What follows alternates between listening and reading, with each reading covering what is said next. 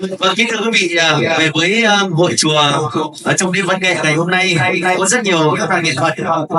Vâng, sau đây xin mời một anh trưởng đoàn của đoàn nghệ thuật của câu lạc bộ văn nghệ thôn Đả, vâng, sẽ có lời phát biểu với quý thầy và quý Phật tử. Vâng, xin mời anh.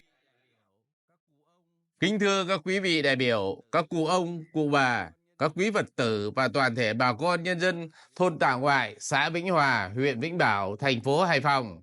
Hôm nay, trong không khí trang nghiêm và hoan hỉ, đội ca múa nhạc thôn Ả, xã Vĩnh Hòa, huyện Vĩnh Bảo, thành phố Hải Phòng được vinh dự có mặt tại đây để mang tiếng hát chào mừng sự kiện trọng đại lễ khánh thành chùa Tả Ngoại, xã Vĩnh Hòa, huyện Vĩnh Bảo, thành phố Hải Phòng. Đây là một cột mốc đáng nhớ, đánh dấu sự hoàn thiện của một công trình văn hóa tâm linh, là nơi gửi gắm niềm tin, hy vọng và là điểm tựa tinh thần cho biết bao thế hệ. Để góp phần vào không khí hân hoan của buổi lễ, đội ca múa nhạc thôn Ả xin gửi đến bà con và cùng các Phật tử tiết mục múa.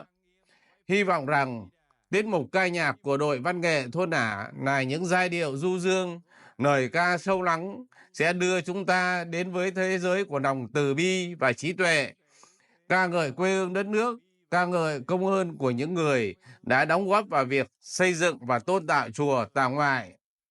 Những giai điệu múa uyển chuyển sẽ thể hiện lòng biết ơn và niềm tự hào của chúng ta. Các tiết mục văn nghệ đặc sắc do các nghệ sĩ không chuyên, ban ngày còn đi làm nông, ban đêm đi biểu diễn. Những tài năng của quê hương thôn Ả sẽ mang đến cho chúng ta những giây phút thư giãn và đầy cảm xúc. Ban tổ chức hy vọng rằng chương trình biểu diễn ca nhạc này sẽ là món quà tinh thần ý nghĩa, góp phần vào làm buổi cho lễ khánh thành chùa Tà Ngoại thêm phần trang trọng và thành công.